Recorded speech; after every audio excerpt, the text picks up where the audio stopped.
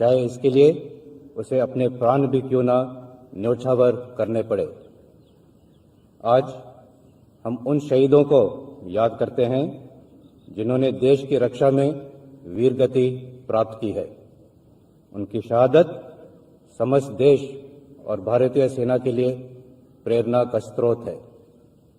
मैं उनके परिवारों को विश्वास दिलाता हूं कि हम उनके साथ कंधे से कंधा मिलाकर हमेशा खड़े रहेंगे।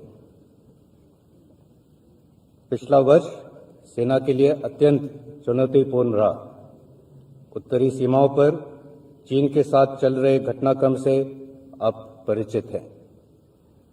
स्थिति को नियंत्रण में रखने के लिए दोनों देशों के बीच सीनियर मिलिट्री कमांडर्स की हाल में ही 14वीं दौर की वार्ता संपन्न हुई है। अलग अलग स्तर पर संयुक्त प्रयासों से कई इलाकों से डिसएंगेजमेंट हो चुका है। ये अपने आप में एक सकारात्मक कदम है। म्यूचुअल और इक्वल सिक्योरिटी के सिद्धांत पर मौजूदा स्थिति का हल निकालने के लिए हमारे प्रयास जारी रहेंगे। देश की रक्षा में बर्फीली चोटियों पर तैनात हमारे सैनिकों का मनोबल आसमान छू रहा है। हमारा धैर्य हमारे आत्मविश्वास का प्रतीक है, लेकिन कोई भी इसकी परीक्षा लेने की गलती ना करे। हमारा मैसेज क्लियर है। भारतीय सेना सीमाओं पर एक तरफा यथास्थिति को बदलने की किसी भी कोशिश को सफल नहीं होने देगी।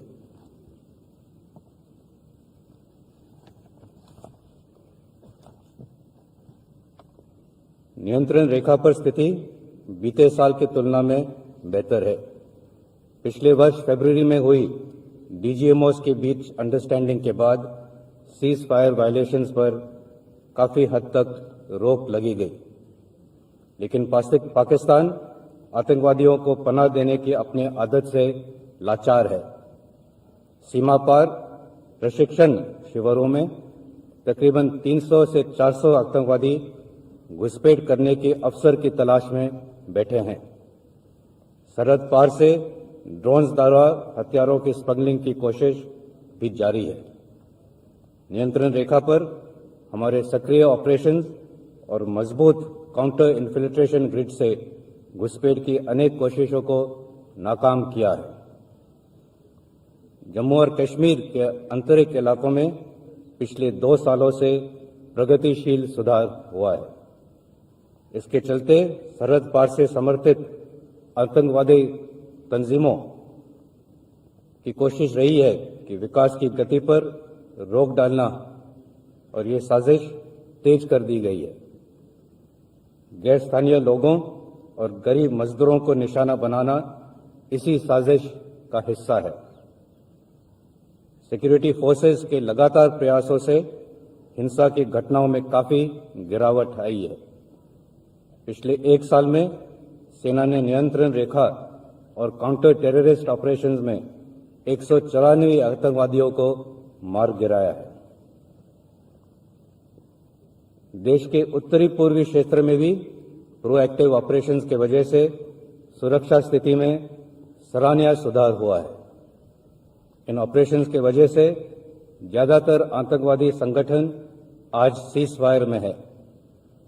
आंतरिक सुरक्षा के लिए सेना की तैनाती में की कटौती सूरत हालातों का सबूत है। भारत म्यांमार सीमा का सुरक्षा की दृष्टि से काफी महत्व है और असम राइफल्स द्वारा इस पर पूरा ध्यान दिया जा रहा है। सेना और असम राइफल्स राज्य सरकारों के साथ संयुक्त रूप से देश की एक्ट ईस्ट पॉलिसी को आकार दे रहे हैं। मौजूदा चुनौतियों और भावी खतरों का सामना करने और युद्ध क्षमता बढ़ाने के उद्देश्य से आधुनिकीकरण की दिशा में सेना लगातार ठोस कदम उठा रही है। इमरजेंसी प्रोक्योरमेंट के तहत इन प्रयासों में एक नई तेजी आई है। देश के अग्रणी शिक्षा संस्थानों, जिसमें IITs भी शामिल है, के साथ मिलकर उभरती टेक्नोलॉजीज जैसे कि artificial intelligence, blockchain, quantum computing, unmanned systems, directed energy weapons और स्वान ड्रोन्स के क्षेत्रों में काम तेजी से आगे बढ़ रहा है। आधुनिकीकरण के ये प्रयास के साथ साथ इंफ्रास्ट्रक्चर, जिसमें बॉर्डर रोड्स, टनल्स और अंडरग्राउंड स्टोरेज भी शामिल है, इसमें भी निरंतर सुधार हो रहा है। ये अपने आप में एक बड़ी उपलब्धि है। सेना के आधुनिकीकरण के ये प्रयास देश के आत्मनिर्भर भारत का सपने का एक अभिन्न हिस्सा है। मुझे विश्वास है कि इंडस्ट्रीज, एमएसएमईज और एकेडमिया के साथ मिलकर हम एक आत्मनिर्भर सेना का विकास कर पाएंगे। राष्ट्रीय सहयोग राष्ट्रीय सुरक्षा की दृष्टि से एक बेहद महत्वपूर्ण क्षेत्र है। भारतीय सेना अपने ऊंचे दर्जे की ट्रेनिंग और प्रोफेशनलिज्म के लिए विश्व भर में मानी जाती है। इसी के कारण सेना के साथ ऑपरेशनल ट्रेनिंग के लिए काफी देशों के प्रस्ताव लगातार आते रहते हैं। आज सेना 110 देशों के साथ रक्षा सहयोग में जुड़ी है। वर्ष 2021-22 में मित्रों देशों के 3,300 से ज्यादा ट्रेनीज को प्रशिक्षण दिया जा रहा है। कोविड महामारी के दौरान पड़ोसी देशों के साथ हमारी आपसी सहयोग और भी बढ़ा है। United Nations peace keeping operations में भारतीय सेना का सदा से ही महत्वपूर्ण योगदान रहा है। आज भी हमारी सेना के 5,000 से भी ज्यादा सैनिक विभिन्न पीस कीपिंग मिशंस में तैनात है, जो देश को एक अलग पहचान दे रहे हैं। ह्यूमैनिटेरियन असिस्टेंस और डिजास्टर रिलीफ सेना के ऑपरेशंस का एक अभिन्न हिस्सा बन चुका है। अभी हाल में ही हमने ब्रिटिश आर्मी के साथ एक्सरसाइज कोंकण शक्ति और बिम्स्टेक राष्ट्रों के साथ पैनिक्स एक्सरसाइज आयोजित किया। ये दोनों एक्सरसाइजेज आज के पैंडेमिक सिनेरियो पर आधारित थे। आने वाले समय में ये हमारे संयुक्त प्रयासों में बहुत उपयोगी साबित होंगे। ओलंपिक गेम्स में अपने खिलाड़ियों की उपलब्धियों के उल्लेख भी मैं आज करना चाहूंगा। इस बार पहले की तुलना में हमने सबसे ज्यादा 16 खिलाड़ियों ने 6 डिसिप्लिन में हिस्सा लिया और देश को एथलेटिक्स में पहला स्वर्ण पदक दिलवाया। भारतीय खेल इतिहास में ये एक स्वर्णिम क्षण है। सेना ने महिलाओं को समान अवसर देने की दिशा में महत्वपूर्ण कदम उठाए हैं। अब वुमेन ऑफिसर्स भी सेना में ऊंचे रैंक्स हासिल करके बड़े जिम्मेदारियां निभा सकेंगी। यहाँ मैं ये भी बताना चाहूंगा कि नेशनल डिफेंस एकेडमी में इस वर्ष वुमेन कैडेट्स को शामिल करने की तैयारियां जोरों से चल रही हैं। आर्मी एविएशन को भी वुमेन पायलट्स के लिए मंजूरी दे दी गई है और इनका ट्रेनिंग जारी है।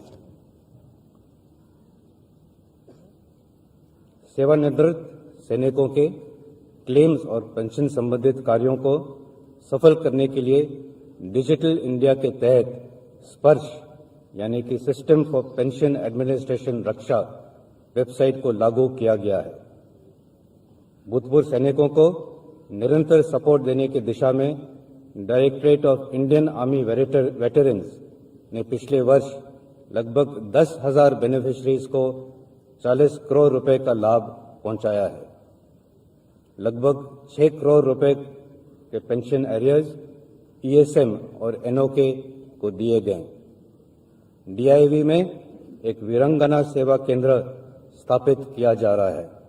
ये केंद्र वीर नारीज और एनओके के क्लेम्स, ग्रीवेंसेस और वेलफेयर के लिए एक सिंगल विंडो मैकेनिज्म का काम करेगा।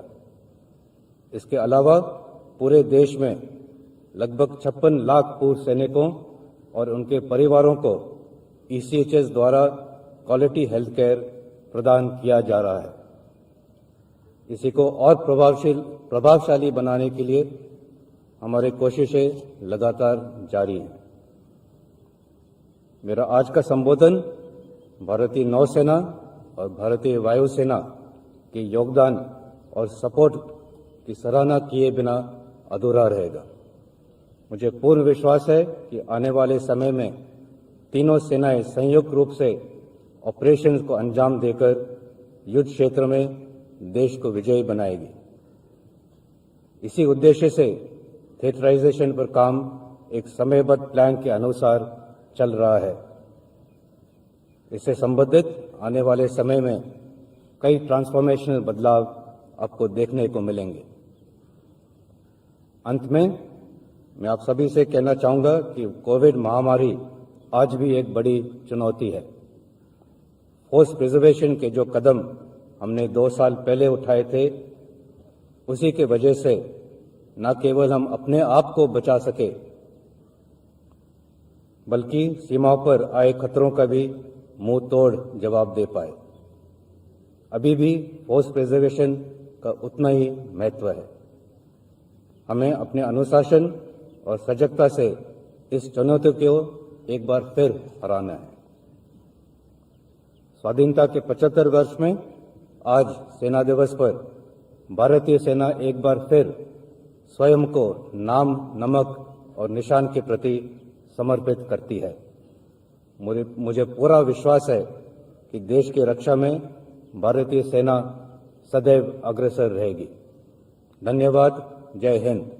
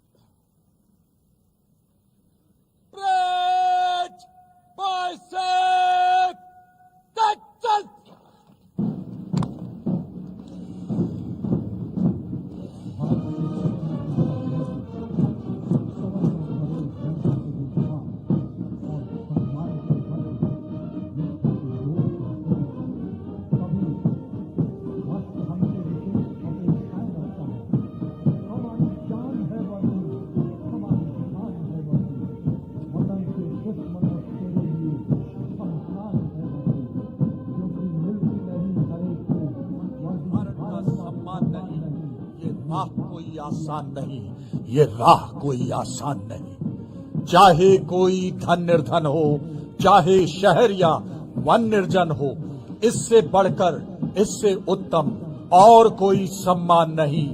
मिलती नहीं हर एक को वर्दी धारण का सम्मान नहीं। ये राह कोई आसान नहीं, ये राह कोई आसान नहीं। Ladies and gentlemen, today's parade is unique as we have on display vintage weapons and equipment used by the Indian Army from independence till date. Also are the myriad hues of uniform donned over the last 7 decades, from Sam Browns to olive greens, also on display. The transition of weapons, systems and equipment from the 1940s to the present day contemporary modern equipment made in India. सेनाध्यक्ष general Manoj Mukund Naravane ने सेना दिवस के अवसर पर अपने संदेश में भारतीय सेना की वर्तमान प्राथमिकताओं को रेखांकित किया और भविष्य की योजनाओं का भी संकेत दिया। कुछ ही समय के पश्चात मार्च पास्ट की शुरुआत होगी। Parade commander major general Alok Kakkar Gypsy पर सधे हुए अंदाज में आगे बढ़ रहे हैं। अनुशासित मार्चिंग दस्ते कुछ ही समय के पश्चात डायस के समक्ष पहुंचेंगे और थल सेना अध्यक्ष को सलामी देंगे। जब साहस के बादल बरसते हैं, समर्पण की जमीन पर बलिदान का आसमान झुकता है, पराक्रम के क्षैतिज पर, तब जाकर जन्म होता है सर्वोच्च पराक्रम का। भारतीय सेना की गौरवशाली परंपरा, उसका साक्षी बनता हुआ करियप्पा परेड मैदान, मार्च पास्ट की विधिवत शुरुआत। The soldiers provide a glimpse of the nation's guiding principles of secularism, of a united, brave and strong army, and have always done the country proud.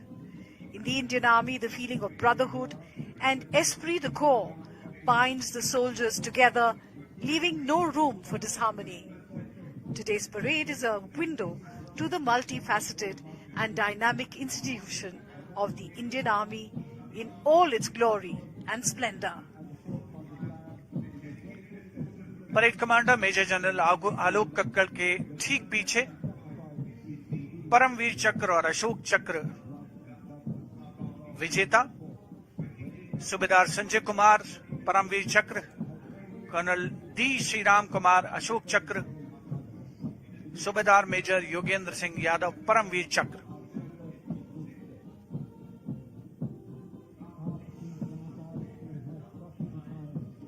सलामी मंच की ओर अग्रसर।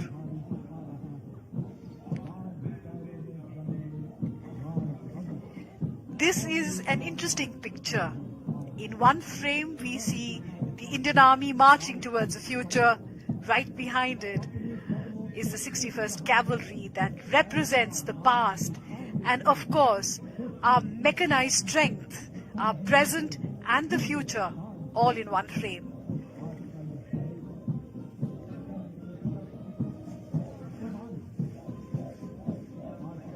सलामी मंच के सामने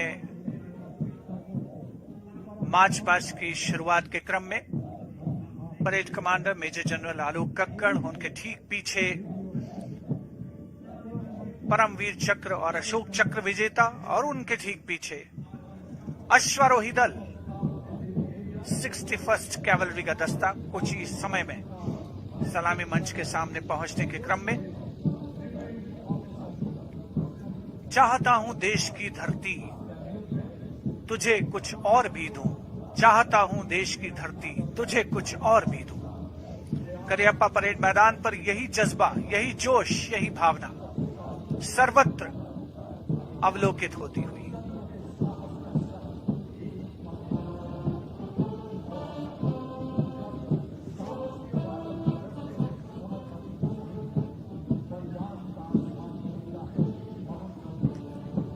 भारतीय सेना का ऊंचा मनोबल, अनुशासन, सदैव तत्पर रहने की प्रवृत्ति। थल सेना अध्यक्ष जनरल मनोज मुकुंद नरवणे ने अपने उद्बोधन में इस बात का भी संकेत दिया कि भारतीय सेना को कमजोर समझने की कोई भूल न करे। अशोक चक्र और परमवीर चक्र विजेता सूबेदार मेजर योगेंद्र सिंह यादव, सूबेदार संजय कुमार और अशोक चक्र विजेता कर्नल डी श्रीराम कुमार सलामी मंच के समक्ष से गुजरते हुए उपस्थित जनसमूह रोमांचित अंदाज में उनका अवलोकन करते हुए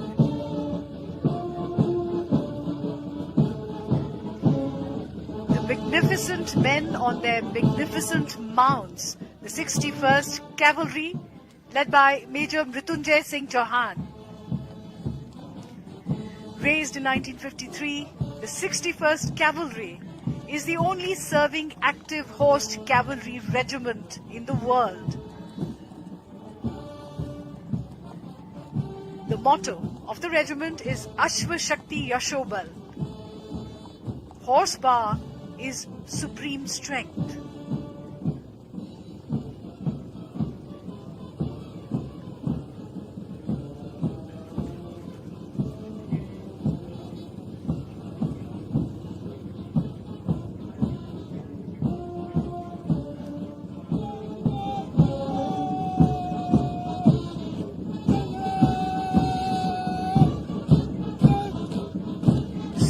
31st कैवलरी के ठीक पीछे पहला marching contingent the brigade of guards के सजीले जवान अपने हाथों में 75 झंडे थामे भारतीय सेना के गौरव को दर्शाते हुए नेतृत्व 14वीं बटालियन ब्रिगेड ऑफ गार्ड्स की कैप्टन अंकित यादव कर रहे हैं। इस रेजिमेंट की नींव फील्ड मार्शल के.एम. करियप्पा ने डाली थी। ब्रिगेड ऑफ गार्ड्स का आदर्श वाक्य पहला हमेशा पहला, युद्ध घोष गरुड़ काहू बोल प्यारे।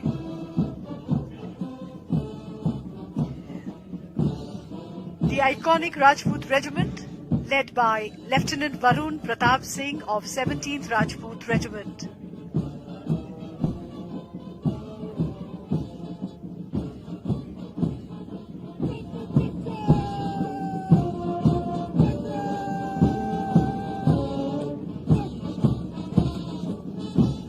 A smart salute to the Army Chief. The Rajput Regiment is one of the oldest in the Indian Army and came into existence 200 years ago. War cry of Rajput Regiment is Bol Bajrang Bali Ki Jai.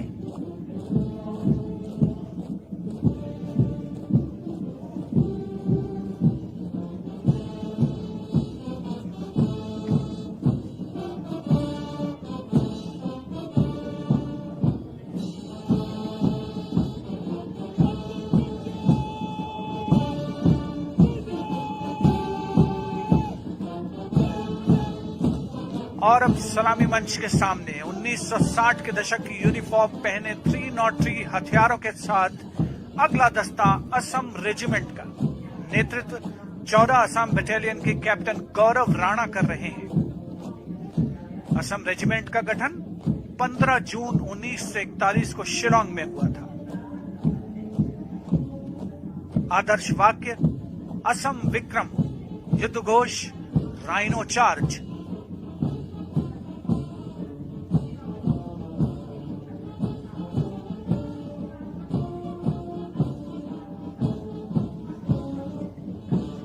We see the evolution of the Indian Army through the decades in today's parade through their uniforms. Jammu and Kashmir Light Infantry, led by Major Ritesh Tiwari of the 5th Battalion of the Jammu and Kashmir Light Infantry. The motto of the regiment is Balidanam Veer Lakshanam. They are donning the uniform of the 1970s.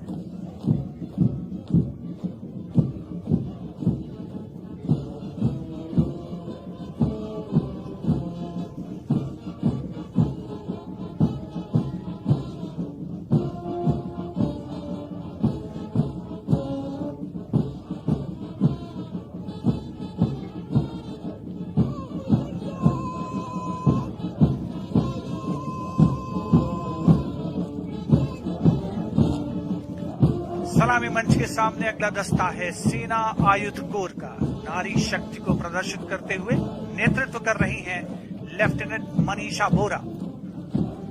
सेना की सभी सामान्य आवश्यकताओं की पूर्ति के लिए गठित बोर्ड ऑफ ऑर्डिनेंस के द्वारा 8 अप्रैल 1775 को पहली बार एक संगठन को गठित किया गया था।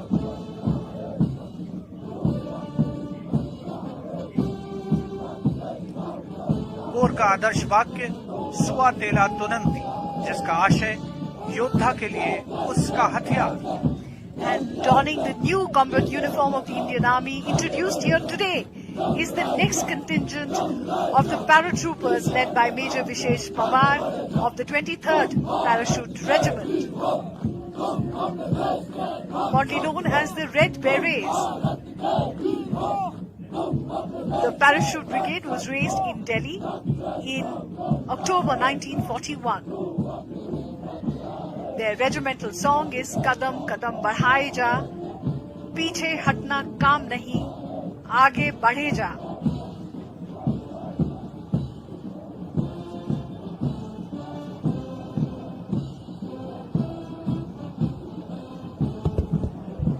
सलामी मंच की ओर अग्रसर गरज के साथ अगला दस्ता सेंचुरियन टैंक का, जिसका नेतृत्व कर रहे हैं पूना हॉर्स के कैप्टन राहुल शर्मा।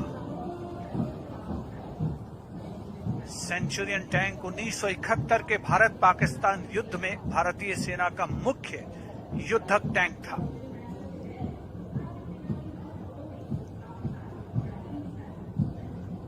पूना हॉर्स के परमवीर चक्र से सम्मानित सेकंड लेफ्टिनेंट अरुण खेत्रपाल ने अपने फार्म गुस्ता नामक सेंचुरियन टैंक से पाकिस्तान के कई टैंक उस युद्ध में बर्बाद किए थे।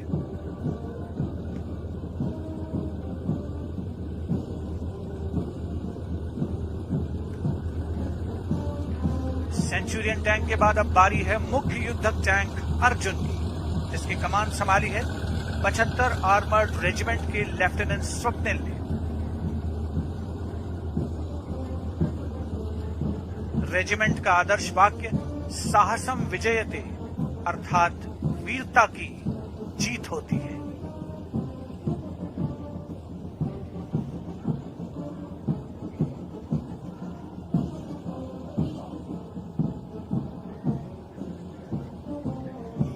Thundering towards the saluting dais is the detachment of the armored personnel carrier Topaz, commanded by Major Ravi Kumar.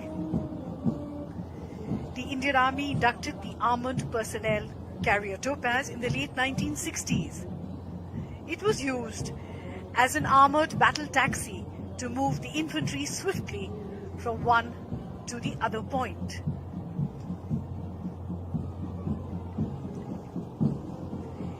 Infantry Combat Vehicle ICV BM-2 to follow Topaz.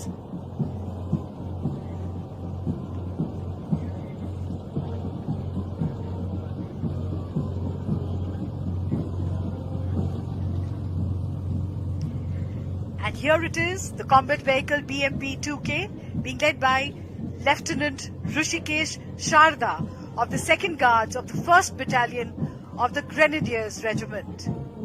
The motto of the battalion is Pehla Hamesha Pehla.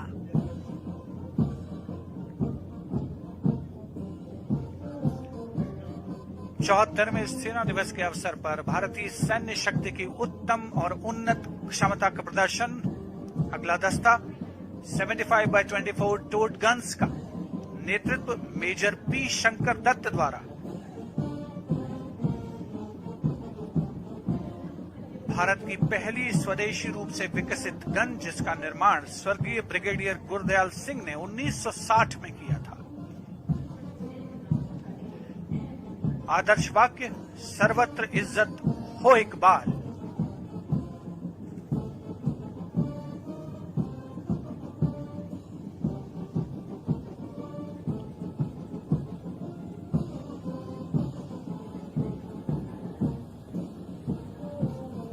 सलामी मंच की ओर अग्रसर अगला दस्ता धनुष gun system का, जिसका नेतृत्व कर रहे हैं lieutenant Satyam Mishra.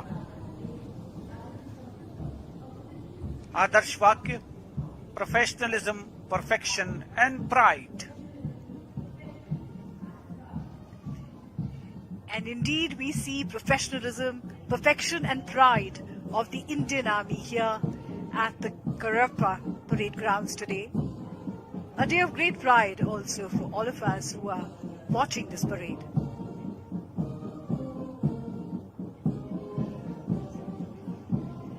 (16) Engineer Bridging Regiment or PMS is being commanded by Lieutenant Siddharth Sinha. This bridge was inducted in the Corps of Engineers in 1970 and the bridge has now been indigenized. This bridge can lay up to 300 meters of floating assault bridge for crossing of tanks over water obstacles. The regiment of the motto is Padineri Podu Palam.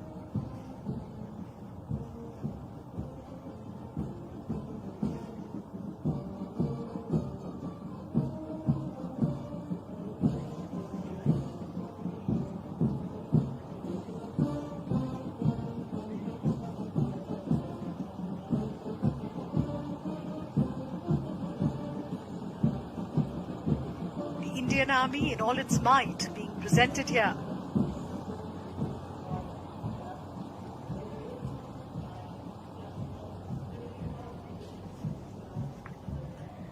Sarvatra bridging equipment, being led by Lieutenant Dipashu Lalar of the 38th Assault Regiment. This indigenous equipment has been developed by DRDO. The regiment motto, Sada Aage, Sabse Aage.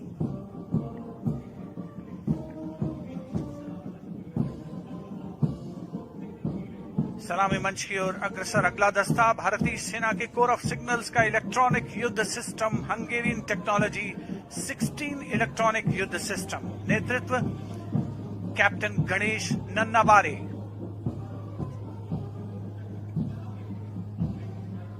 पिछले 3 दशक से ये भारतीय सेना की electronics capability को बढ़ाता रहा है।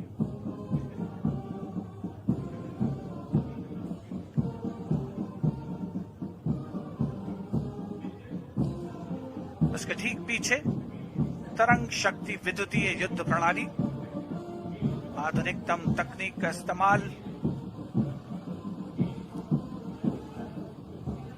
10 EW बटालियन के मेजर विवेक सहरावत जिसका नेतृत्व कर रहे हैं।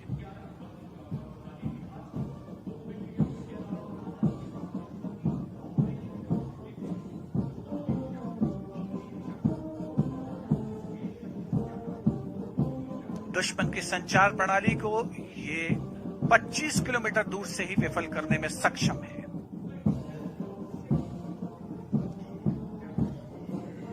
And now the Tiger Cat and Akash weapon systems.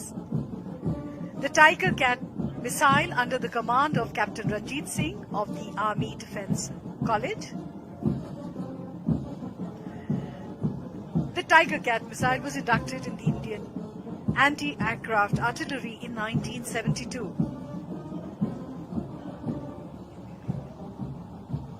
The regiment of the motto regiment is Akashe Shatrun Jahi.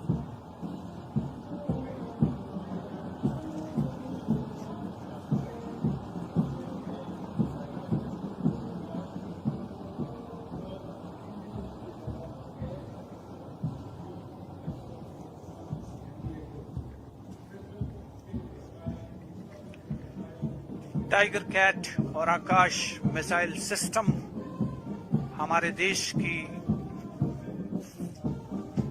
हवा में मार करने की क्षमता का प्रदर्शन। सलामी मंच के सामने से गुजरता हुआ ये दस्ता, उपस्थित जनसमूह अब अवलोकन कर रहे हैं उन खिलाड़ियों का जिन्होंने सेना का अंग रहते हुए राष्ट्रीय और अंतर्राष्ट्रीय प्रतियोगिताओं में भारत का नाम रोशन किया।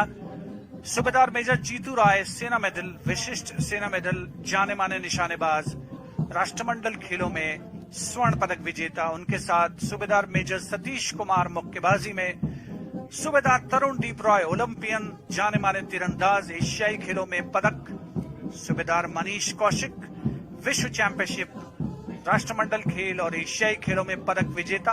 नायब सूबेदार प्रवीण जाधव टोक्यो ओलंपिक खेलों में शानदार प्रदर्शन रहा, और हवलदार अर्जुन कुमार साहू जिन्होंने विश्व चैंपियनशिप में बेहतरीन प्रदर्शन किया। और अब उप परेड कमांडर सलामी मंच के समक्ष ब्रिगेडियर सनातन सिंह। एनसीसी कैडेट्स रोमांचित महसूस करते हुए इस महा आयोजन का अंग बनते हुए।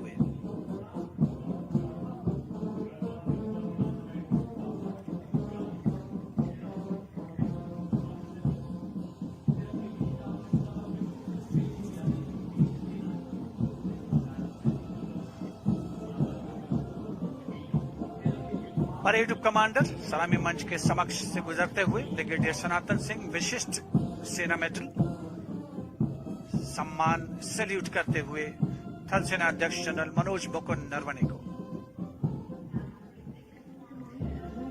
What a scintillating parade this has been of the men and machines of the Indian Army. But the day is not over as yet because there is a lot in store for us today.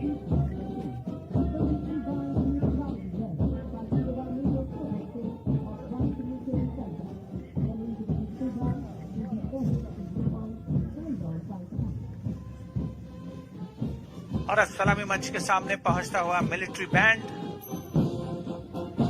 सूबेदार major Soban Singh one signal training centre से संगीत की स्वर लहरियां फिजाओं में गूंजती हुई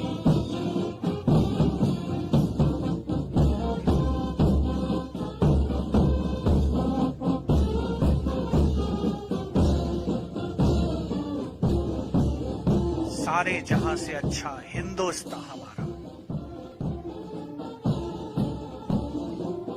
धुन बजाते हुए मिलिट्री बैंड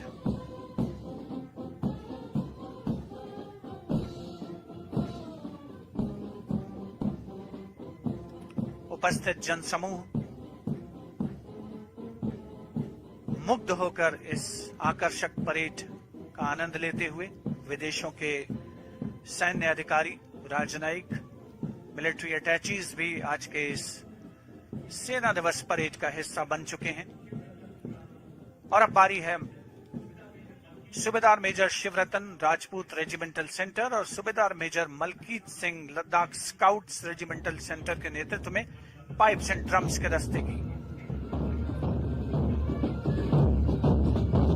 शान से आगे बढ़ता हुआ ये दस्ता धुन बजा रहा है लहूरों की रेलिमाई।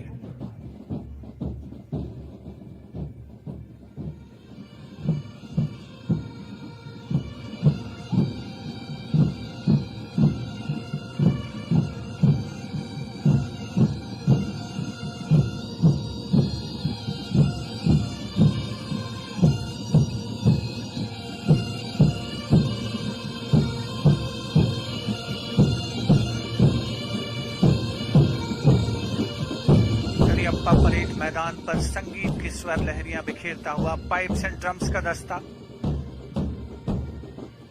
सूबेदार मेजर शिवरतन और सूबेदार मेजर मलकीत सिंह के नेतृत्व में।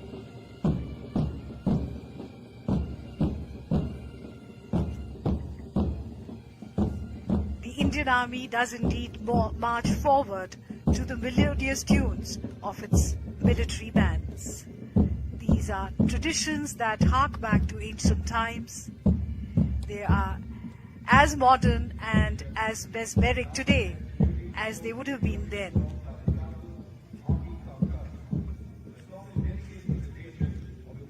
इस वर्ष हम अपनी आजादी का अमृत महोत्सव मना रहे हैं। भारतीय सेना ने अपनी स्थापना से लेकर आज तक कर्तव्यपरायणता, पराक्रम, देश प्रेम और वीरता के नए अध्याय लिखे हैं।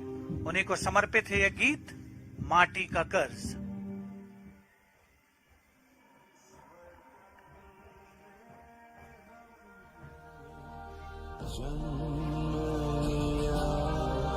माटी का कर्ज चुकाएंगे सरहद पर जब भी जंग छिड़े जागे कई फर्ज निभाएंगे।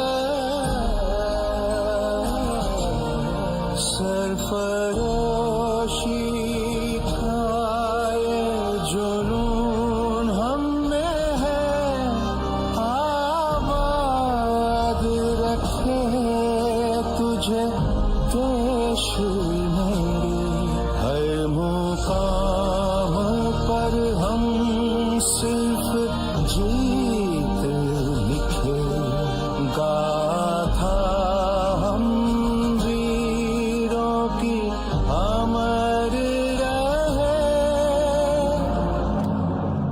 इस वतन में हम जन्म लिया माटी का कर्ज चुकाएंगे सरहद पर जब भी जंग छिड़े जाने कई फर्ज निभाएंगे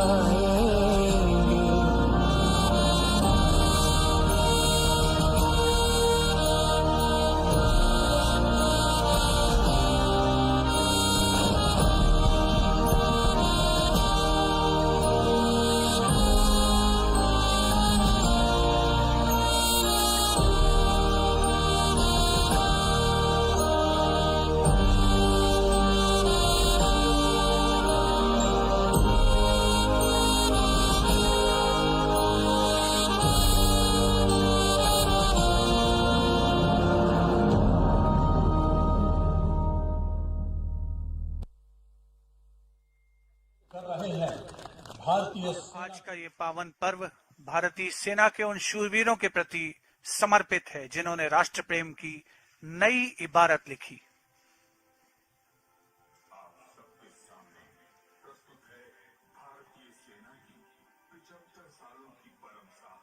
पराक्रम और बलिदान की गौरव गाथा। अंग्रेजों के 200 साल के शासन के बाद 15 अगस्त 1947 का वो ऐतिहासिक दिन जब भारत आजाद हुआ और भारतीय सेना ने मातृभूमि की रक्षा और तिरंगे का मान बरकरार रखने के लिए ली थी शपथ। पाकिस्तान ने कश्मीर हथियाने के लिए ऑपरेशन गुलमर्ग के तहत कबायली लश्करों को श्रीनगर पर कब्जा करने के लिए भेजा।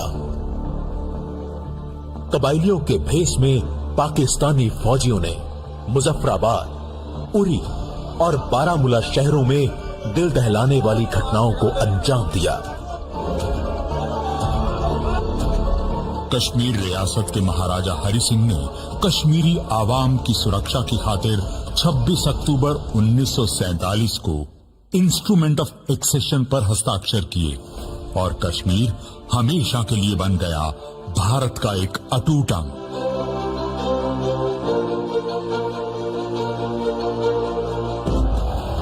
कश्मीर के बिगड़ते हुए हालातों को मद्देनजर रखते हुए भारतीय सेना ने एक पल भी न गवाया और मात्र 24 घंटों के अंदर 1 की पूरी बटालियन को दिल्ली के पालम हवाई अड्डे से श्रीनगर के लिए रवाना कर दिया। सर, सिग्नल प्लेटून वाला जहाज तो जम्मू में ही इमरजेंसी लैंडिंग कर गया है। हमें तो ये भी नहीं पता कि श्रीनगर हवाई अड्डे पर कबायलियों ने कहीं कब्जा न कर लिया हो। सुना है हजारों की गिनती में है ये घुसपैठिए। डोंट वरी, हजारों हो या लाखों, हमारा एक एक जवान 1.25 लाख के बराबर है और श्रीनगर की सुरक्षा की जिम्मेदारी भी हमारी ही है। फिक्र न करो, लैंड तो हमारा जहाज श्रीनगर में ही होगा। श्रीनगर हवाई अड्डे की सुरक्षा के लिए लेफ्टिनेंट कर्नल रंजीत राय की योजना के मुताबिक एक प्लेटून को पीछे छोड़कर 1 की चार्ली कंपनी हजारों कबायलियों को श्रीनगर से दूर ही रोकने के लिए निकल पड़ी।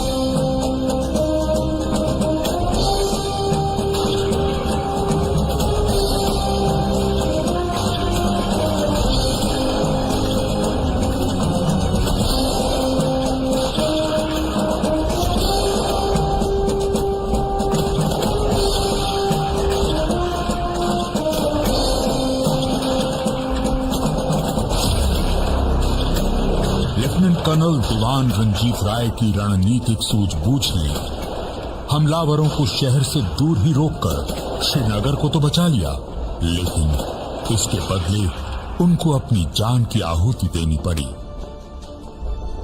कबायली फिर योजना बदलकर बडगाम के रास्ते श्रीनगर की ओर बढ़ी। दूसरे हमले में भी 4 कुमाऊं के मेजर सोमनाथ शर्मा ने एक हाथ घायल होने के बावजूद और सिर्फ एक कंपनी के साथ 700 से अधिक पाकिस्तानियों को श्रीनगर हवाई अड्डे तक पहुंचने से रोके रखा। इस बैटल ऑफ बडगाम में मेजर सोमनाथ शर्मा साहस और शौर्य से लड़ते वीर गति को प्राप्त हुए।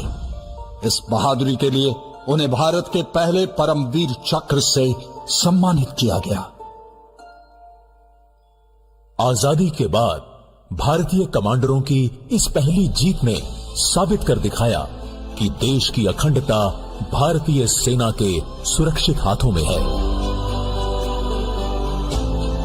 भारतीय सेना के इतिहास के सुनहरे पन्नों में दर्ज हुआ 15 जनवरी 1949 का वो दिन जब लेफ्टिनेंट जनरल के.एम. करियप्पा बने सेना के पहले भारतीय कमांडर इन चीफ। हम इसी दिन को आज आर्मी डे के नाम से मना रहे हैं।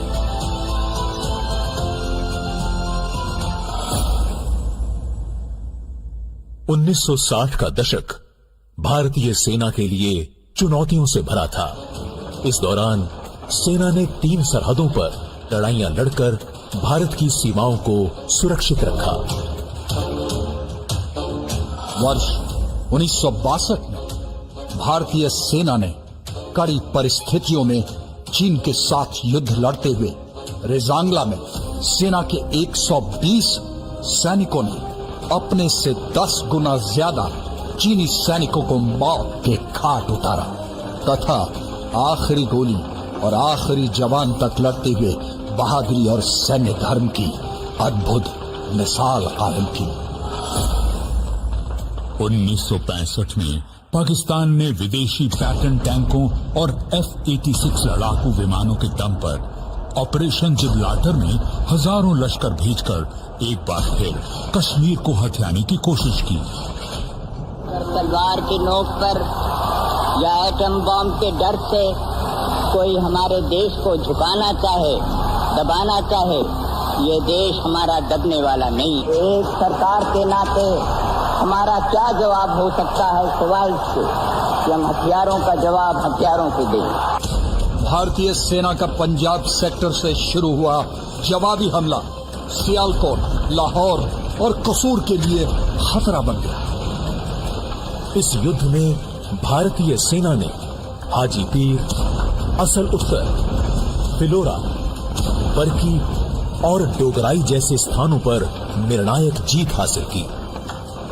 दुश्मन के पास आधुनिक अमेरिकी हथियारों के बावजूद भारतीय सेना ने ये साबित कर दिखाया कि लड़ाई केवल हथियारों से नहीं बल्कि हथियार चलाने वालों के जोश, जज्बे और जुनून से जीती जाती है। भारतीय सेना के सीनियर कमांडर्स की सामरिक दक्षता, युद्ध कौशलता तथा सैनिकों के अदम्य साहस और बलिदान के द्वारा ये शानदार जीत हासिल हुई। 1971 में बांग्लादेश की आजादी का आंदोलन पूरे चरम पर था। पाकिस्तान ने इस आंदोलन को बेरहमी से कुचलने की कोशिश की।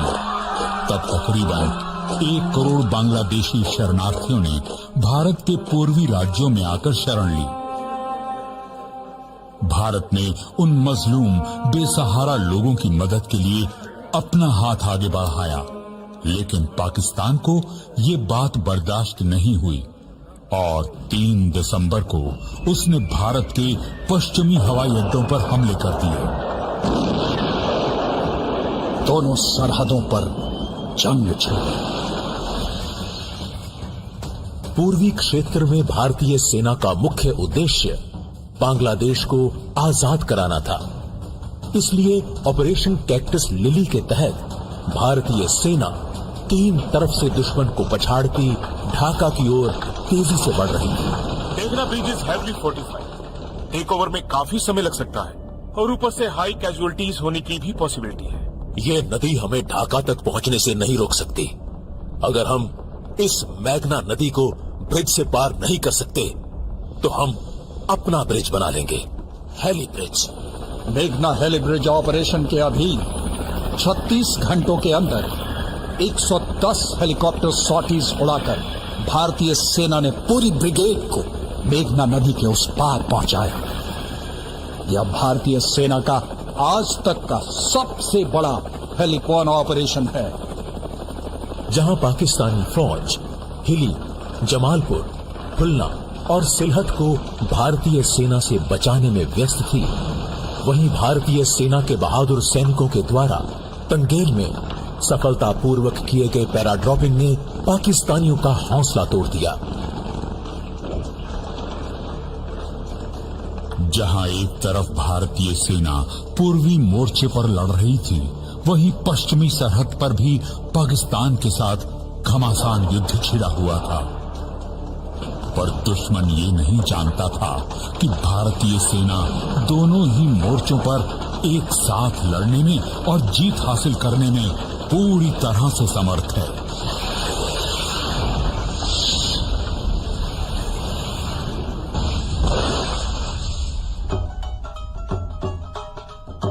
लोंगेवाला की शर्मनाक हार के बाद पाकिस्तान को एक के बाद एक शिकस्त मिल रही थी। पाकिस्तान श्रीनगर राष्ट्र मार्ग पर कब्जा कर जम्मू कश्मीर का पूरे भारत से संपर्क तोड़ना चाहता था, पर भारतीय सेना ने 4 दिसंबर को शकरगढ़ बल्ज पर पहले ही हमला बोलकर उसके मंसूबों पर पानी फेर दिया। एक और भीषण लड़ाई बैटल ऑफ बसंतर भारतीय सैनिकों द्वारा दुश्मन के खिलाफ। यह 17 पुना हॉर्स ब्रावो स्क्वाड्रन का टैंक, जिसके टैंक कमांडर है 2nd लेफ्टिनेंट अरुण खेत्रपाल।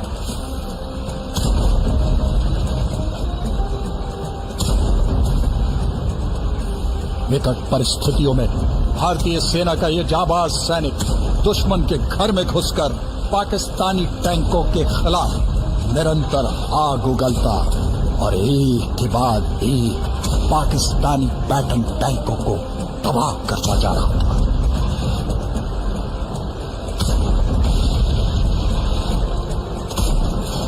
इसी बीच एक गोला 2nd लेफ्टिनेंट अरुण खेत्रपाल के टैंक को लगा और टैंक में आग लग गई।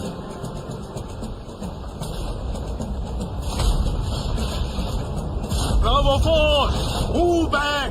I say again, move back. Bravo 4, my main gun is still working. I will get this.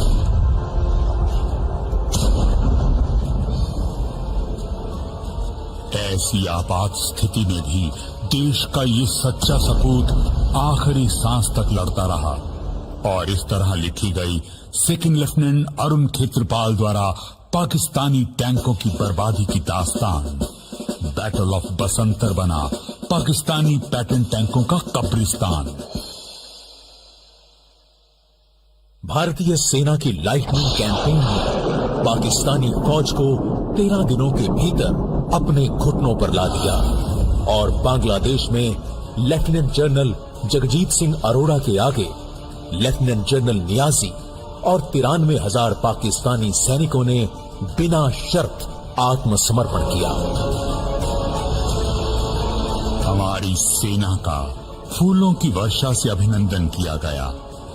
भारतीय सेना की विजय ने ही वो नींव रखी जिस पर एक नए राष्ट्र बांग्लादेश का निर्माण हुआ। 1971 की जंग जीतने के बाद भी भारतीय सेना ने अनेकों चुनौतियों का सामना किया। वर्ष 1984 पाकिस्तानी फौज सियाचिन ग्लेशियर पर कब्जा करने की फिराक में थी। भारतीय सेना ने ऑपरेशन मेघदूत के तहत 13 अप्रैल 1984 को दुनिया के सबसे ऊंचे और दुर्गम युद्ध क्षेत्र सियाचिन ग्लेशियर को अपने कब्जे में ले लिया। 20,500 फुट की ऊंचाई वाली बर्फीली पहाड़ियों पर तिरंगा फहराकर देश की उत्तरी सरहद को सुरक्षित किया।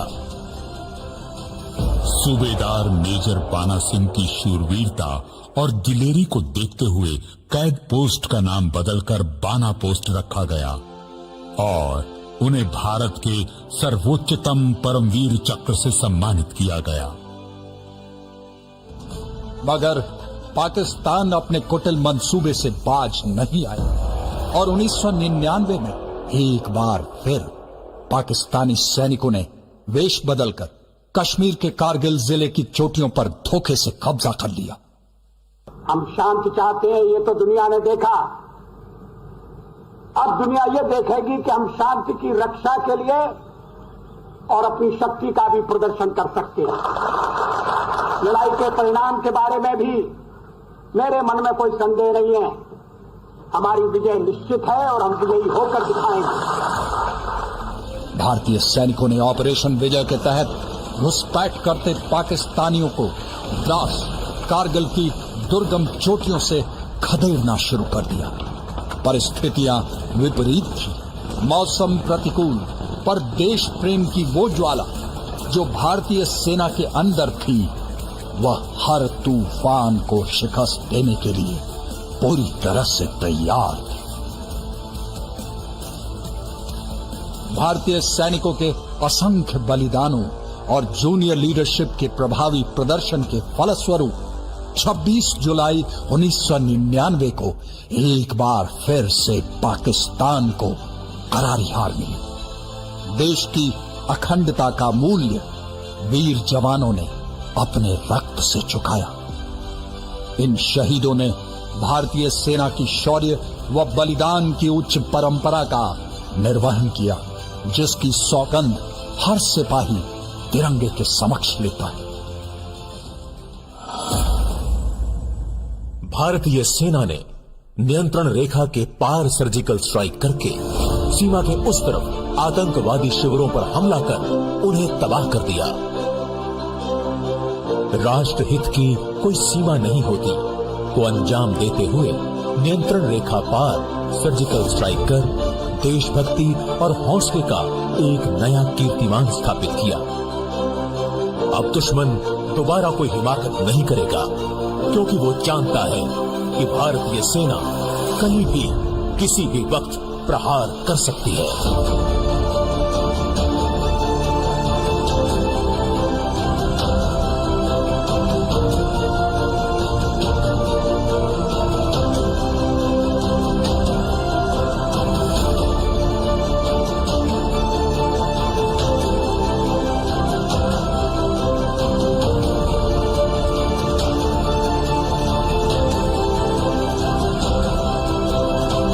अस्मिता की बात हो, जब राष्ट्र पर आघात हो, हम चुप नहीं बैठेंगे, हम दुश्मन पे मारेंगे, हम खुश के मारेंगे, हम खुश के मारेंगे।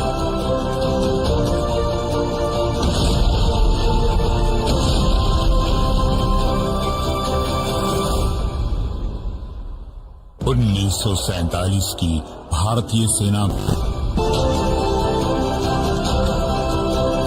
जब अस्मिता की बात हो, जब राष्ट्र पर आघात हो, हम चुप नहीं बैठेंगे, हम दुश्मन पे मारेंगे, हम खुश के मारेंगे, हम खुश के मारेंगे हम।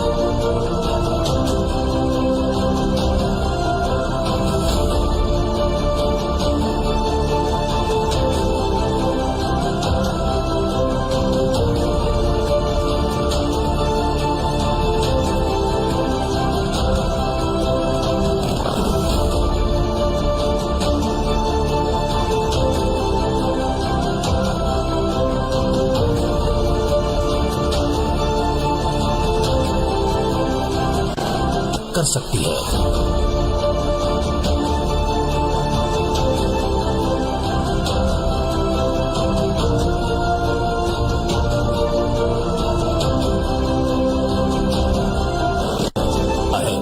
कि भारतीय सेना कहीं भी किसी भी वक्त प्रहार कर सकती है।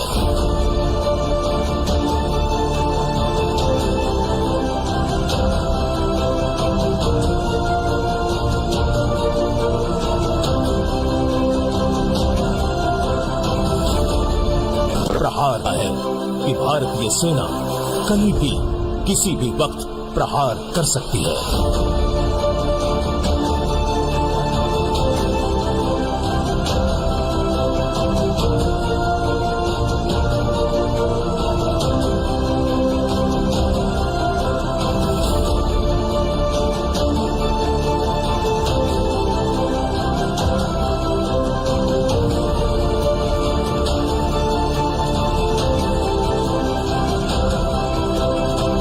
अस्मिता की बात हो, जब राष्ट्र पर आघात हो, हम चुप नहीं बैठेंगे, हम दुश्मन पे मारेंगे, हम खुश के मारेंगे, हम खुश के मारेंगे।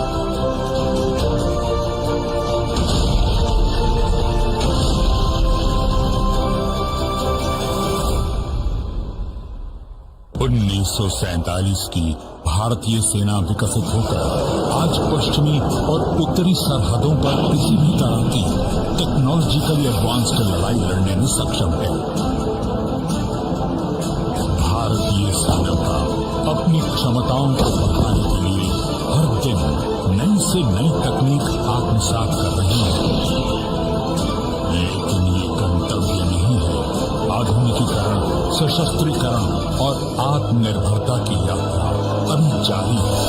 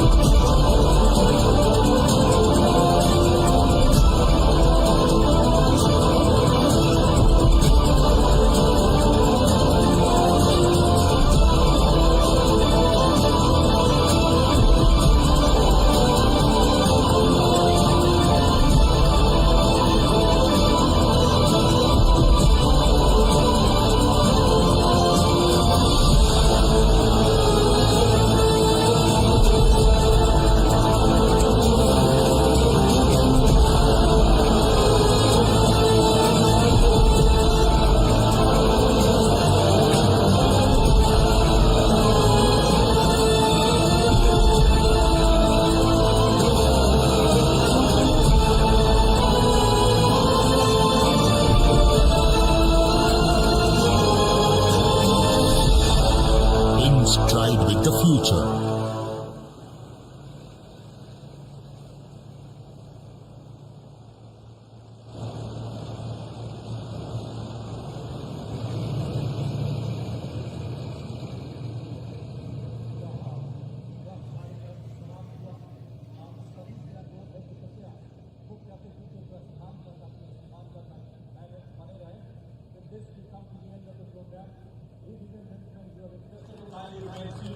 Till the departure of the chief guest. Your exit will be controlled. Kindly remain seated. Due to COVID protocol, there is no central tier.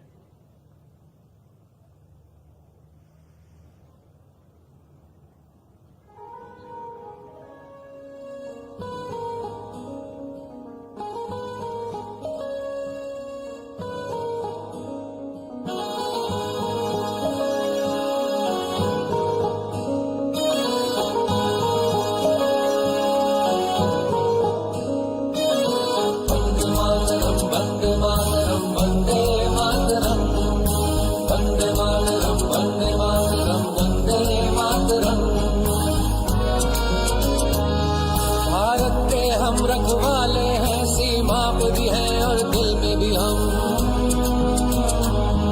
इस वर्दी के मतवाले हैं, दुश्मन को हो ना कोई भरम।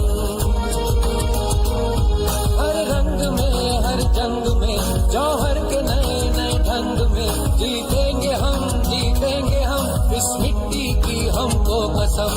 वंदे मातरम, वंदे मातरम, वंदे मातरम, वंदे मातरम, वंदे मातरम, वंदे मातरम।